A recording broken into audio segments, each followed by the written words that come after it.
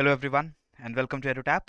Let us now learn about the accounting system that is used in our banks in India, and this particular topic is discussed in chapter number 17 of the AFM component. And first of all, let us learn what actually a banking company is.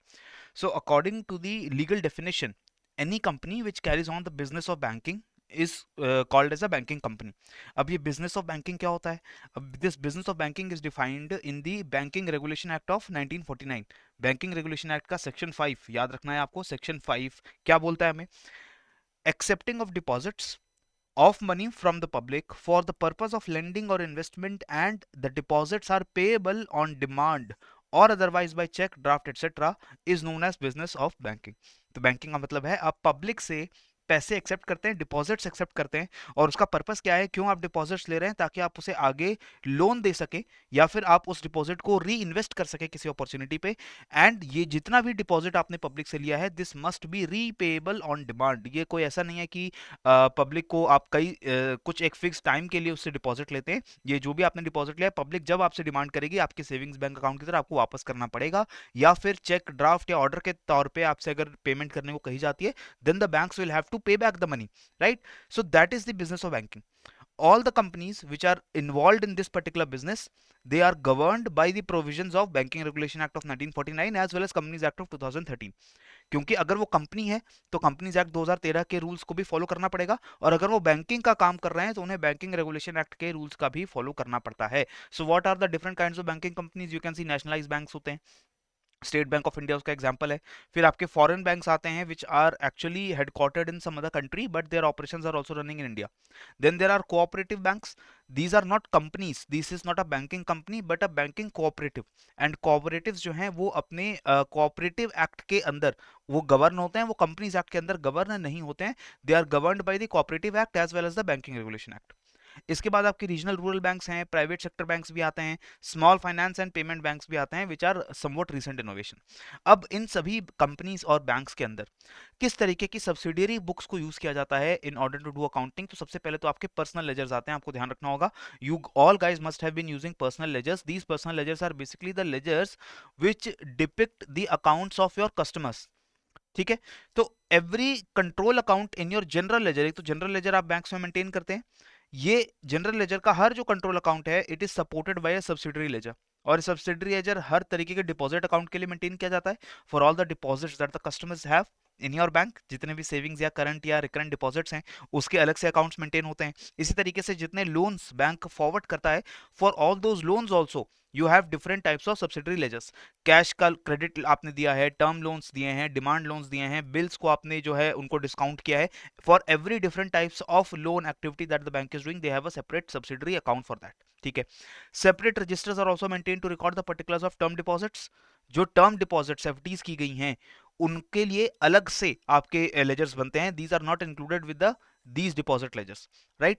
Derivatives like call deposits, certificate deposits, all of them they are also they are also having their separate registers. Postings to these registers are made directly from the voucher, जिसको हम क्या बोलते हैं? Voucher posting. हमने पहले देखा है कि whenever the accountants they have to make some entries into their account books, पहले वो जर्नल में एंट्री करते हैं और जर्नल से फिर एंट्री को पोस्ट किया जाता है into the ledger accounts, right?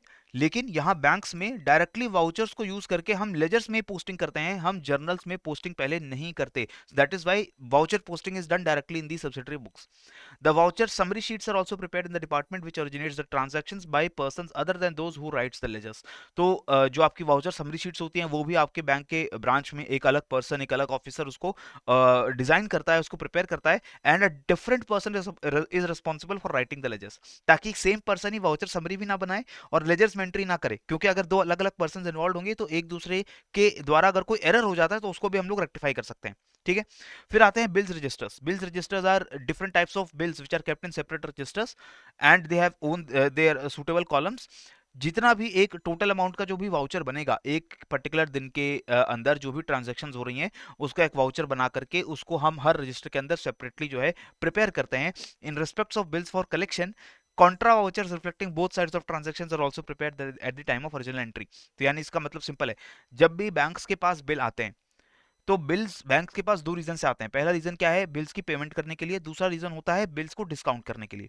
तो अलग अलग केसेस में whenever the bill is for payment और the bill is for discounting, you will make separate registers for them and you will also make contra vouchers. Contra vouchers होते हैं when the money is not being paid out of the bank but is being circulated inside different accounts of the bank.